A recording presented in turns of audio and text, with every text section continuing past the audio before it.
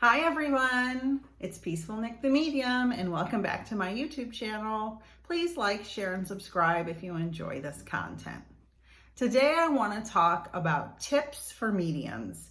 If you are just learning or maybe you are, a practiced medium already, sometimes there are things you miss in your training and I just like to share some things I've learned. So one of the things I've learned is learn to listen.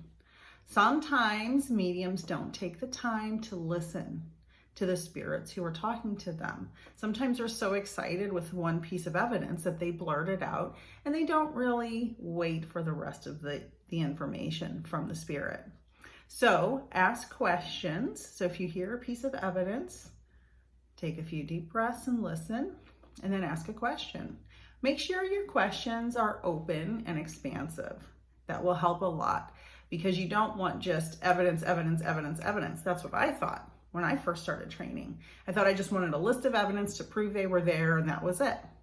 But then I learned you want evidence that is meaningful, not just your grandma loves you.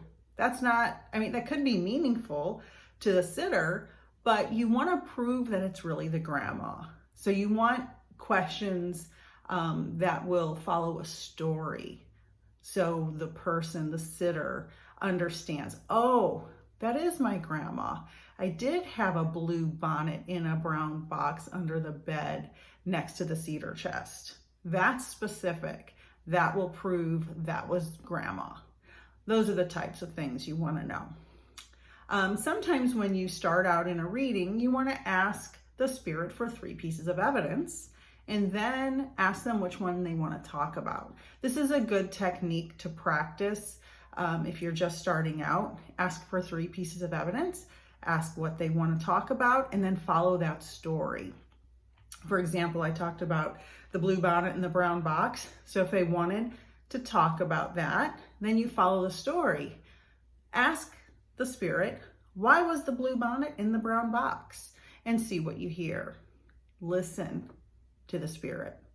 If you get a no when the sitter said, did you have a blue bonnet in a brown box? And they say no, go back to the last yes in the story. So reverse the story in your mind and ask the spirit, when you got your last yes from the sitter, if they had a blue bonnet but it wasn't in a brown box, the sitter said yes to the blue bonnet. So ask the spirit, what is the significance of the blue bonnet?